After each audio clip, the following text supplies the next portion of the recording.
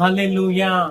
కోతకాలము వచ్చినది, నీ కొడవలితో కోయుమని గొప్ప స్వరముతో ఆ మేఘము మీద ఆసీనుడైన వానితో చెప్పెను. ఆమేన్. సర్వాధికారియు అనంత జ్ఞాని అయిన దేవుడు భవిష్యత్తులో జరగబోవు సంగతులను నీకు తెలియచేస్తూ ఉన్నాడు. హల్లెలూయా. ఇక్కడ కోత అనగా సర్వ మానవాళిని సూచిస్తూ ఉన్నది. పోయుట అనగా నీ యొక్క ఆయుష్ ముగించబోయే సమయము సమీపించినది అని.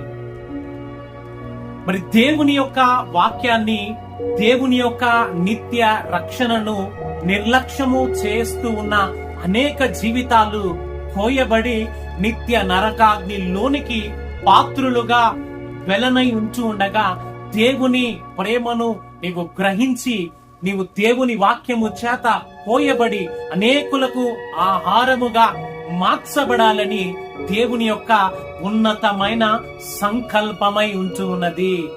హల్లెలూయా. ఈ రోజున ఈ సత్యాన్ని వింటున్న నీవు కోయబడక ముందు, నీ ఆయుష్ ముగించబడక ముందు దేవుణ్ణి హృదయపూర్వకంగా విశ్వసించి దేవుని యొక్క నిత్య రాజ్యములోనికి నీవు నడిపించబడుదువుగాక. ఆమేన్.